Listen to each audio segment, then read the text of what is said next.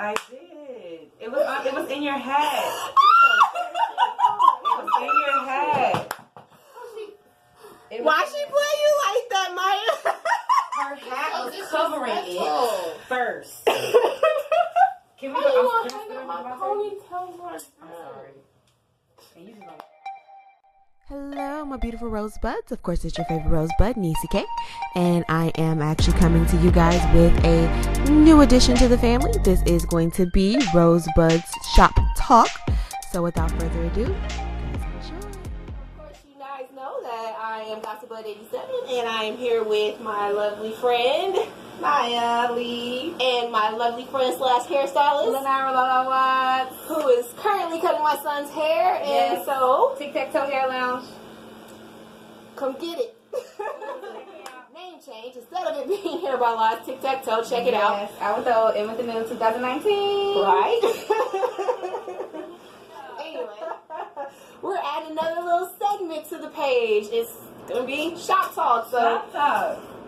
I don't really need to be in it too much, but anyway, so the topic that we actually going to discuss today is a very hot topic right now, and the season premiere, the premiere of the, I guess documentary just happened, the Surviving R. Kelly. How I go? But there is something that I Must confess.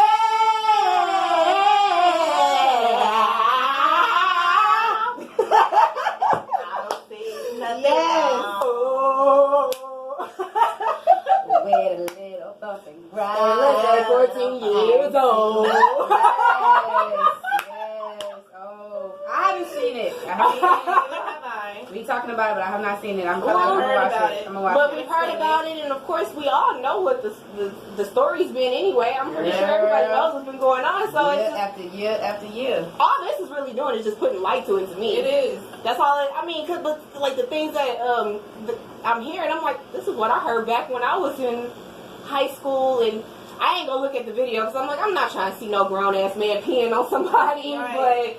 But like, I've heard about him since I was a kid, so I'm like, this is nothing new. Well, I guess the new part is this cult he had. No, He didn't have a this cult. ain't new. No, he may have a cult, but for the like, last 2-3 years is new. but that's the thing is like, I've heard about it before, but this is something where it's just now coming to the forefront, where people are actually talking about it, Right. and like people, cause like I heard stories. Well, of course, cause I'm a gossiper, I do a little digging. So I had seen and heard stories of like him having like a cult of women that some of them, like, to be honest with you, I actually, cause like I'm an avid YouTube user. So like there's this lady, Toxic Diamond, who did a reading of the Confessions of Sex Me Confessions of Daddy Little Freak. And like, you know, the girl in the video, one of his victims, well, a few of his victims wrote a book. Yeah. But the one that is like, it's called Sex Me Confessions of Daddy's Little Freak. Oh. And so that one, plus there was like one or two other ones that I heard where all of them pretty much said, you know, the girl that he peed on in the video is still around to this day. Wow. Well. You know, so I mean, I've always heard that he had a cult though, but what I did hear that, well, I mean, but I guess this is, I'm gonna start this one off with the Aaliyah topic, because there even in the documentary they talk about Aaliyah a lot in there too.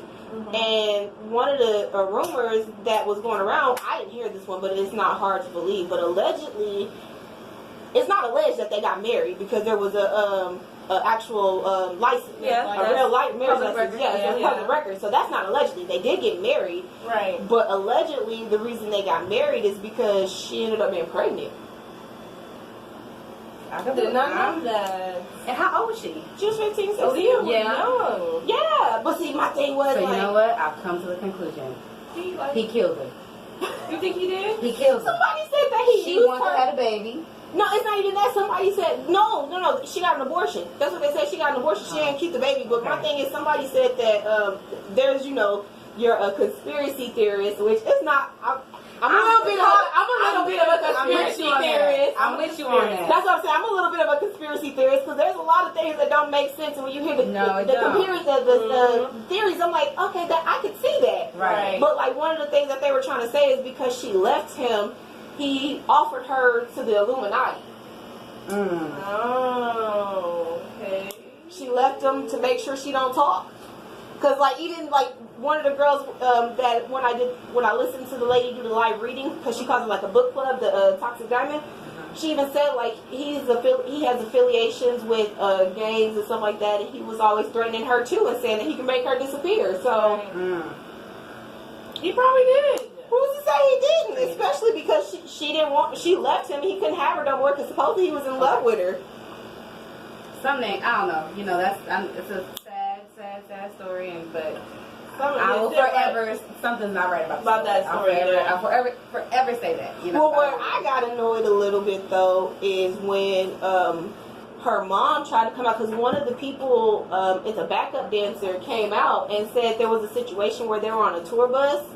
And I don't know how it happened, but like I guess the door opened to the room and they saw R. Kelly and Aaliyah having sex. And so the mom tried to come out talking about that girl is a lie and how they were with her everywhere at all of the shows and everything. So she's never seen her. And I'm like, okay, so if that's true, then how did you not know that Aaliyah was married to him? Like you didn't know that. So why is this so far fetched that she was especially if she married? Like in my head, I'm thinking if she married him, of course there's good props. She's most likely sleeping with him. Like, who's gonna marry somebody they're not sleeping with? So how old was she when they got married? Right. So that had consent. But wait, But that's no. That's how they got the marriage annulled, because what ended up happening is it was forged to say that she was 18 when she was really 15. So it's a fraud. It's a fraudulent thing. So even though it's public records, they null and void it. Hold up, wait a minute. Yeah, because I'm like, it's consent. Yeah, no, like the parents would have to consent, but the thing is, since it was forged, they didn't know about it and they fought it, and then like all of a sudden it's died down. You don't hear about it no more. But I mean, come on, like if she married him, I'm like, obviously they were having sex, and just because, like, what was kind of irritating me is like everybody wants to be like, oh, Aaliyah's not here to tell her story, and like me and my husband was actually talking about this, and we're like, if you listen to her song, she was telling you what she was doing. Like, age ain't nothing but a number. You mean to tell me that wasn't about fucking? I didn't think about nothing like that. Right. I was like, you know me. The songs at a 15-year-old age ain't nothing but a number. And he's in the videos. And he's in the videos. That's what I'm saying. I want to go back and watch all the videos. That's what I'm saying. Like, if you really think about it, her songs, that's pretty much what she's sung about is like. And then on top of it, like I sat there and I told somebody, I was like, let's be real. I even did it. We've all been young and dumb and got with somebody who was way older. Because I remember when I was like 14 or 15, I had an ex-boyfriend who was 23 at the time. Nah, I ain't gonna lie. I never did. I'm not gonna lie. I haven't. I haven't either. You know what? Not I when was I was underage. Not when I was underage. And regardless of how old you, I'm saying there's been a time where you dated somebody who was older than you. One time. I haven't. Well, I think I was like different. 18. I was like 18, and there was this dude. He was like 30. But see, that's my thing. Is like, but the difference between that is you were at an age to consent. But like I was sitting there even explaining to Mike, like mentally, he's older than you, so he knows more things, so he can sit here and mentally manipulate. No, because the difference between you though, no. The difference between you though is you had your mom who talked to you. But girls always mature a little faster than you. Come on, compared to a 30-year-old man can manipulate a younger. I'm saying compared to a 30, like you're of course you're mature. A lot more mature compared to a guy that's your age, like in your same age range. But I'm pretty sure your mind is not more mentally developed than a 30-year-old man. At 15, 16-year-old girls are starting to feel themselves. They like boys. They want a boyfriend. They think they're in love. They think you're gonna marry them. This man here, grown-ass man, he know what he's saying, what he's doing. Yeah. He's gonna manipulate her to make her feel like she's in love. Yep. That's always how it happens. She's in lust. Yeah, that's always how it happens, and then they manipulate you to make you think that, like, you know, I'm the best thing for you, woo-woo, and then they start trying to, like, the manipulation comes in where they start trying to remove your family and get you alone and stuff like that. I'm like, that's real. That really does happen, and, like, I agree. The only reason I can sit there and I say that because I was in that situation where, like I said, 15 dating a 23-year-old. That was freaking stupid of me, but at the end of the day, the way I sit here, but you're right. That's why it is important for, mothers to talk to their daughters' lives, and not just be in it. You need to talk to your children about And that's the thing is like I've even sat there and I said, I'm like, my mom, like, don't get me wrong, I love my mom to death, but like that was like, and then that's what I've noticed is that seems to be a thing with a lot of black families is that like the parents don't talk to the kids about this type of stuff. Right. No, they don't want to think about it. We don't do it. We don't talk. We say don't do it. Don't do but it. then the thing don't is, do this. there's those or parents, we baby them. But the thing is, there's also those parents that don't want to talk about it because then they have to realize that is a reality. That is, yeah. And they don't want to think about that. So they baby them. They either baby them or they just don't talk about it. Don't do it. Don't talk about it. I was saying they don't do it. There's no ifs and buts about it. And they won't talk to you about it. Like have those conversations. That's in reality. Okay, this is a growing girl. She's gonna start feeling. She's gonna like boys. She's gonna do, or even a boy. He's gonna start liking girls. Like it's human nature. These are things you need to talk about with your children. That's where I was sitting there saying I was all like, it always and then like because like. That's one of those stereotypes, like what we're talking about right now with R. Kelly. Like this happens a lot in the black community, but all it is be quiet, don't talk about it when it shouldn't be that way. It shouldn't. And them, like even in the like case in point with R. Kelly, because to me, I'm like, dude, I know you were guilty of the fact that there's a recording of you peeing on somebody. Just because the only reason you didn't go to prison is because the girl would not testify that was her in the video. So they said they have no way of knowing if that's really her or not. So then that can't prove the case of her being underage because that possibly couldn't be her. It could be a grown woman. Right. So like, I mean, but at the end of the day, like, black people are still going out there buying his music. Black people are out there still supporting him. So of course he sits here and thinks that he can do whatever he wants to do because like we sweep it under the rug. We do. And like, cause like me and Mike were having this conversation too, where I sat there and I said what I've noticed is like black women protect the black men. We don't protect our daughters. That's what I'm saying. Like black women will protect the black men, but they don't sit here and protect their daughters. Yes. I was just having a conversation with my coworkers about this because I feel like women are always like cater to their son. They do this for their son. They make their son feel like a king, but then their daughters are like, well, you gotta get up and cook. You gotta get up and cook. You gotta learn how to do this. You gotta learn how to be a woman. Why don't you treat your daughter in the same way you treat your son? You tell your daughter by 18 you gotta get out of my house, but your 23-year-old son lives in your house. But see, and that's the thing that I sat there and I discussed too, like because like that was another subject that I want to kind of bring up where I was sitting here saying the black community is the most hated, but the thing about it is we have to deal with them hating us up here, but then black women have to deal with black men also hating on them, and then black men have to deal with black women hating on them. But then, like I sat there and said, I was like, you do have those black women who say that like all men are dogs and this, that, and the other. You shouldn't say that, but like there are black women out there fighting when you're getting killed, fighting when you're getting unjustly arrested and stuff like that. We hate on each other. We do. But that's what I was saying. I was like, we can't build our community because as Mike said, they've succeeded in tearing us apart. There's not that black man sitting there protecting that black woman anymore. Speaking of black, this might be a little off topic. If you watch that video from McDonald's where that white man pulled that black girl, No. and all that black men. No. I don't. Shop. I'm sorry. All of the black men stood there and they watched. But here's what I'm gonna say, because like, here's the thing. They have to also look at it. If they would have wanted to attack that man, they automatically get assault because no, that man not attack. He immediately was like, "You're going to jail." No, when he initially yanked her, the first thing they should do was pull that man off of her. They let her swing on him about 5-6 times while he still had her like this. But what I'm saying is, I'm not saying that it's perfect, but I also understand. Yeah, and another thing, they recorded it. Well, but see, that's the thing is, I don't fault the lady for recording because, like, obviously there's some things that happened, and I feel like if she didn't have that recording, that black woman would have lost her job and she would have went to jail. Because of course they go, no, she didn't. That was false. It came out that story was false that she lost her job. Y'all saw the guy that got shot at Onyx in Dallas? I heard about it. And you saw how everybody sat and recorded and watched that happen and nobody intervened in that situation? Millennial. But that's the thing. Like I sat here and I said, I was all like, the black people need to come together and stop fighting with each other, because the one thing that you sit here and you see with the other races is they're not fighting with each other. Like, I've even sat there and said, you don't see the white man disrespecting and degrading the white woman in public and stuff like that. And just like I even told Mike, I was like, these other races feel like they can, other races of women feel like they can disrespect, degrade, and talk crap about black women because the black man does it and allows them to. Right. Yeah. But they do it in song and raps, you know, in social media. Like, I think even the way that we refer to each other, you know, maybe it's something that we should change, because, you know, I get comfortable and be like bitch. I mean, no. Here's my thing though.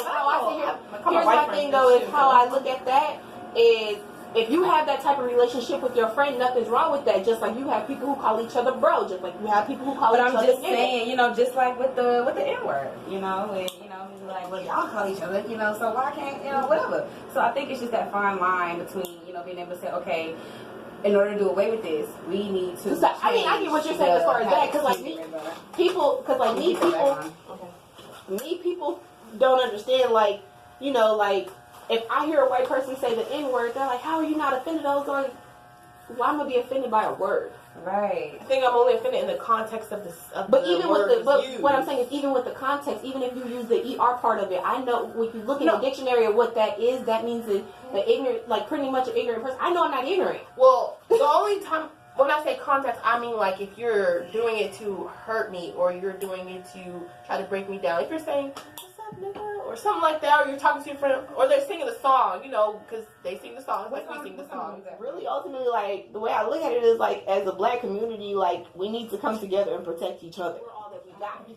Like, I'm not saying that, like, but at the same time, it's like, I feel like we all have to realize that, like, everybody has to be on the same page, you know? So we can't try to turn pages if everybody is not willing to turn it together, you know? Well, and that's why I said everybody has to come out of this mindset, like, cause like I said, I was like, cause when me and Mike were talking, we were talking about how they've torn the black people apart to where we argue with each other, whatever, but how they started it is based off colorism. Mm-hmm. Like, where people need to sit here and start loving yourself. Like, I feel like it has to start within self first before you can sit here and fix what's going on, because the fact that you can sit here and be insecure about, like, why are we sitting here making fun of, like, me personally, I'm a light-skinned woman, but I used to always want to be dark-skinned. Mm-hmm. I thought they were beautiful with the chocolate skin. You know what I'm saying? Dark-skinned girls just want to be light-skinned. Exactly. And so, like, the way I sit here and look at it, but the difference between, like, I guess me growing up is while I'm not perfect and I had my flaws and I had my insecurities, I accepted the fact that I was black. I embraced it, and I also accepted the fact that I was light-skinned, because I can't change that. That's just me. That's just how it's going to be. Mm-hmm. I was born this way. It's not changing. Mm-hmm. And so, like, I just feel like where it started was this war against light skin versus dark. Because, like, I don't know why, but even growing up, like, I used to always get hated on in school by girls. And a lot of the girls, like, some of them were light skinned, don't get me wrong, they were just, you know, you have issues where you have issues or whatever.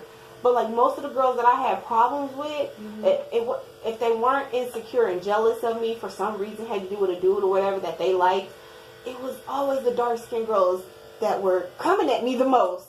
I agree. I mean, same for me. And they used to be like, oh, you think you're cute? They like, nah, you think I'm cute. You know, like, you think, you know, that's how you feel. You know, and I never, you know, portrayed myself to be any kind of way. Like, a lot of people have, like, that idea of, like, light-skinned or light-skinned, you know, people in general, which I must say, like, you always get, like, the idea that, you know, light-skinned people or light-skinned guys think that they're really handsome, or, like, that they too much, or, like, they're cuter than you, or, like, whatever. You know, like, a lot of people, you know, in the black community will feel that way. But not even that, like, certain things like that I've heard, like, older people and older women and older men say, you know, like, this grandmother was telling her kid, like, don't stay outside, you're going to get black. Or, you know, don't stay outside too long, you know, or, you know, you don't want your skin to get too dark, or whatever. I'm thinking, like, you know, what's wrong with that?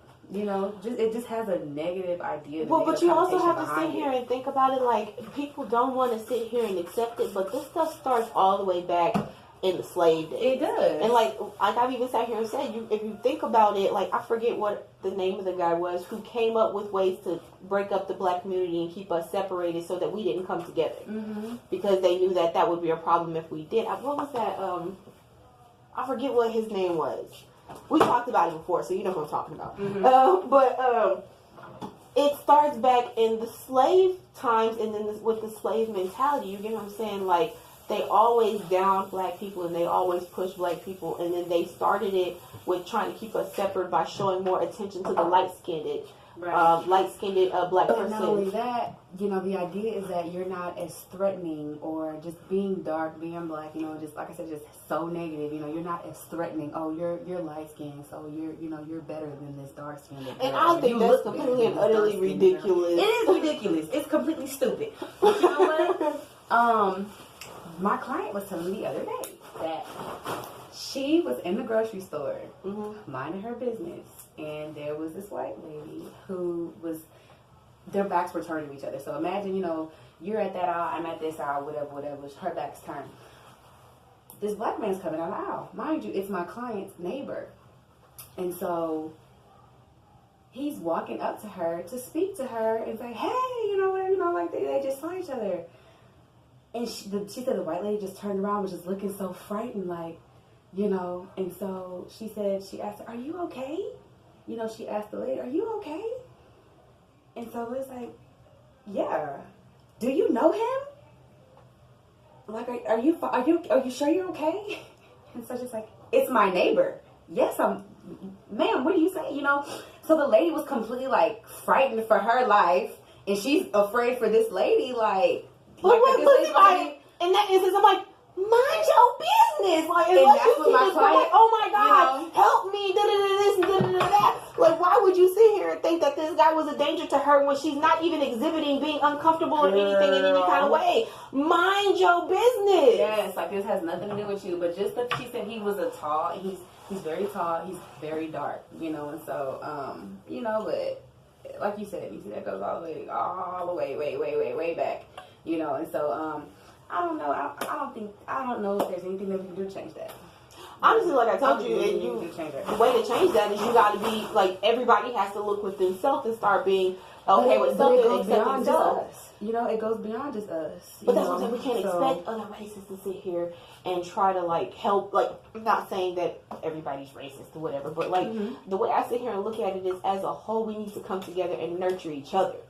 Because we're both hurting. Because, like I even sat there and said, at the end of the day, we're going against each other, and then we got to deal with the outside.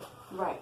Like the racist people who do think that they're superior to us and that we're nobody and we're nothing. The ones who feel like if we walk around with our natural hair that it doesn't look good and we look trashy. And thank God we are getting beyond that. You know, because, you know, people are now in the natural phase.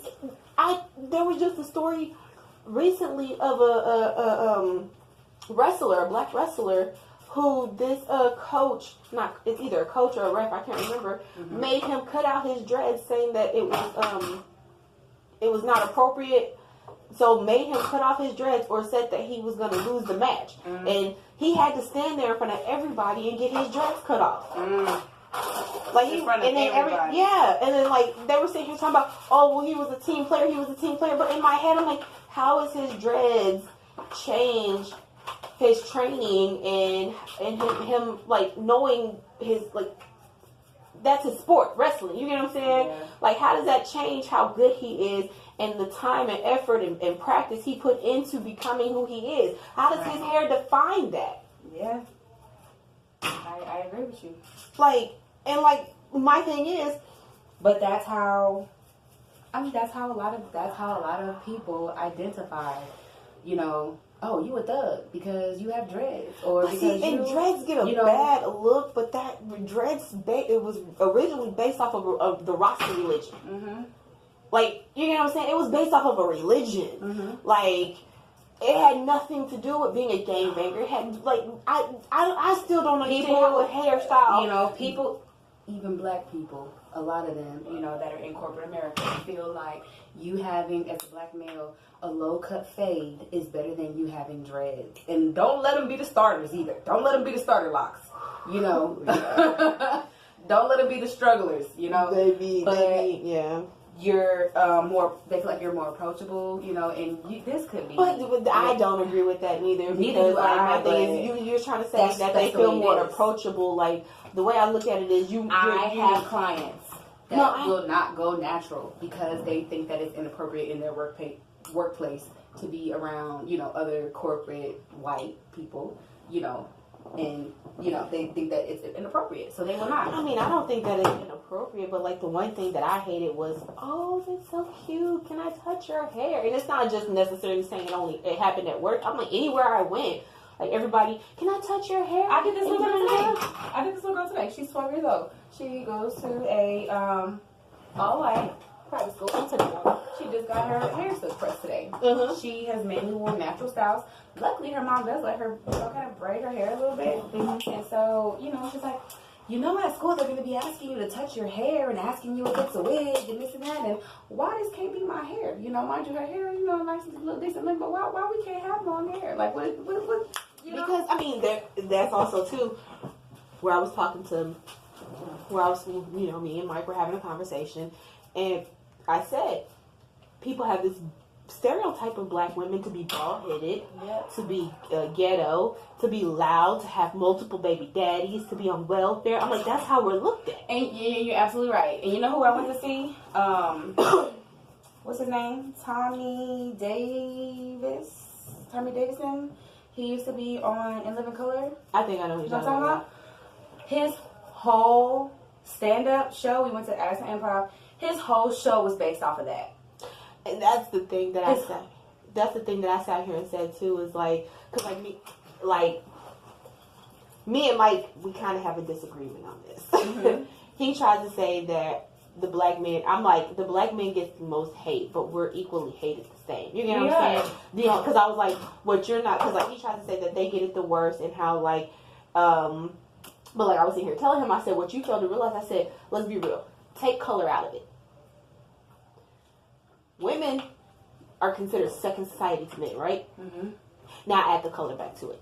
Black women. I was like, so not only do we get treated unfair on the aspect of we're women, and so we're looked at as second to society, but now you're adding in the part of us being black. Mm-hmm. So we're hated just like you guys for being black, but we're also considered women. I said the reason that y'all get more terrorized and like, you know, like the police shooting at you or police messing with you and stuff like that is because you're black men, so you're viewed as strong. Mm-hmm. You get what I'm saying? They're scared of you. You're a threat. Exactly. And they know that. And then, like, not saying that this should be done, but if all black people and Spanish people and people of ethnicity came together against the people that hate us, we'd be a threat. And that's what they don't want us to know. That's what they don't want us to realize. That's what, because America was made on our backs. You know? Let them say it. We came here willingly to work because, you know, it's like they're trying to completely tell it. We came here willingly. Mm-hmm. Now, they're trying to completely get rid of the fact that there was even they're trying to erase out of history slowly but surely that there were even slaves. They're trying to say that we came over here willingly to be industrial workers. Like, they changed the freaking history book, starting with it happening in Texas, changing it to try to say that we were we were industrial servants and we came over here willingly to work. When did that? Girl, look it up. It happened like a while ago because I remember a mom came out the book and was searching through it, showing how it said that we were industrial servants and we came here willingly to work and to have a better life. Mm-hmm. So you're now trying to erase the fact that we were forced over here to work. All right, my lovely Rosebuds. Of course, it's your favorite Rosebud, Nisi K. Thank you so much for tuning in for this segment. It is something that we're going to do one episode on here every 1 or 2 weeks. So this will be something that's a little bit regular going on the channel. Hope you guys tune in and enjoyed that. But anyways, you guys, of course, know that I love to support. So, of course, for Maya, she has Mint Chic Events. That is a personal business of hers. Check out her Instagram. I believe that has to do with party planning and event planning. She is also a part of a podcast herself, Under 6 Inch Heels. They do talk about an array of subjects with 2 other young ladies. Very dope. Go ahead and check them out on YouTube. And of course, I want to go ahead and give a special shout out to my hairstylist, my son's Barbara Lala. And her business is a Tic-Tac-Toe Hair Lounge. If you guys are in the Dallas Metroplex area, check her out. That's my son's haircut after it's done. And of course, she's even hooked your girl up. I told you she was my hair stylist. But anyways, guys, thank you so much for tuning in. I would like for you guys to like, comment, and subscribe. And of course, follow your girl. It don't hurt nothing. Everything Gossip Bud 87 on all social medias. And until the next video, guys, bye.